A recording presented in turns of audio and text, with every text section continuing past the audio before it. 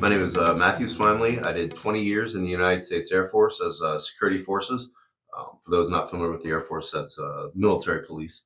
Um, I mean, 20 years, it shapes you a lot. You go through the bottom, work your way up, um, learn about leadership from good leaders and bad leaders, and take everything that you learn and put it together. And I have nothing really negative to say about my time in the military. It was sure there's bad times, but for overall, it made me a better person and the person I am today.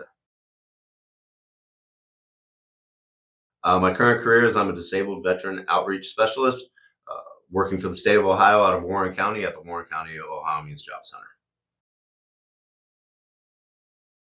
In my specific role, joining this workforce has given me a new mission and a new passion because I'm still involved with the veteran community. Um, all my coworkers are veterans. The customers that I see are primarily veterans. So it's a way for me personally to stay involved in that military community with the camaraderie still, and just keep that passion going that was there for the military. And it's a great opportunity to help others in a situation that I was in prior to getting this job.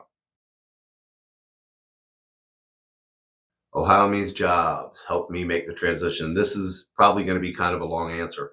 When I retired from the military, I had something lined up. I had a plan A, but I didn't have a plan B, C, or D, right? I had something lined up in North Dakota with Border Patrol. Through the process, they said everything's good. At the last minute, they did a medical record review, and I had shattered my wrist while I was in the military, and they made me go take a grip strength test, which I failed. And so all of a sudden, I didn't have anything lined up. So I really struggled and went from odd job to odd job, still trying to pay the rent, still trying to take care of the family. And eventually we left North Dakota and came back to Ohio, where I was from. Um, my sister worked for one of the Veteran Service Commissions, and she told me, "Hey, you need to go see this guy at Ohio Means Jobs. He helps veterans find employment." And I met with him, went over my resume, sent me some job leads. But as we were leaving, he said, "You know what? My position is open in another county. Here's the information for it. I think you should apply." And I did, and I got the job. And so I love doing what I do because I can sit there and tell a customer, "Hey, I've been on the other side of the desk. I've been where you're at. This program works. If you take our advice, if you put the effort into it, this program works." So that's how Ohio Means Jobs has really shaped my life. It helped me get a job, and now I'm continuing to help others. So it's awesome. I think the skills that the military teaches um, are more of the soft skills that not everybody is going to gain. Um, and I think that's an advantage that military members have entering the civilian workforce is obviously the military. The punctuality is a big one, right?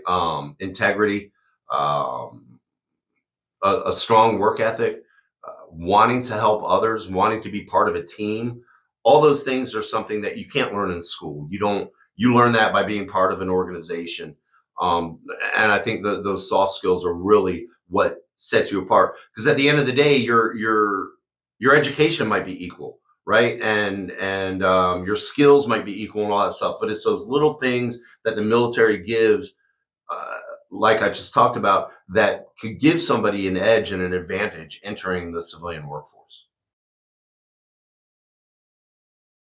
For me, managing the structured environment to the civilian workplace was a little difficult. The first couple jobs I had after the military were more structured jobs. You had a boss, you had a direct, "Hey, this is what you do every day. You punch in and you got A, B, and C, and then you punch out and you go home."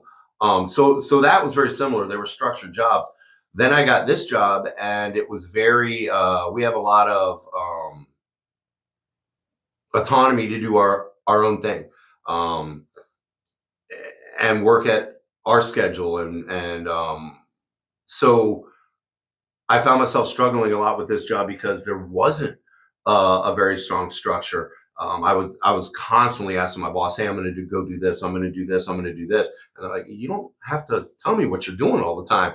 And the other jobs also had a uniform, and I remember talking to my wife and like, I don't know what to wear. Can I wear the same pair of pants like twice? And she's like, "No, you can't do that. That's embarrassing." And I was like, how, I'm used to wearing the same thing for 20 years, so there was things, but now I wouldn't trade it for the world. It's awesome to have that, to have a support system above you that gives you what you need to get your job done, but is not micromanaging you and not breathing down your neck and stuff. So it was a tough transition, but once you make the transition, it's you realize, oh, this is what normal people do for work.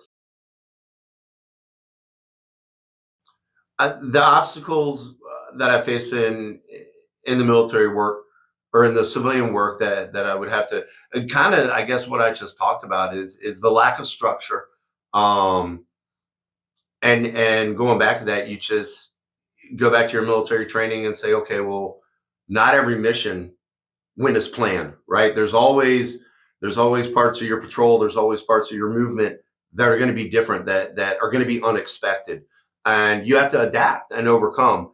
And so, with the civilian job, when you maybe don't have the guidance, um, you're allowed to navigate. You have to adapt and overcome and move around the barrier instead of constantly hitting the barrier or blowing up the barrier or going over the barrier. It's okay to move around it. Let's figure a different route.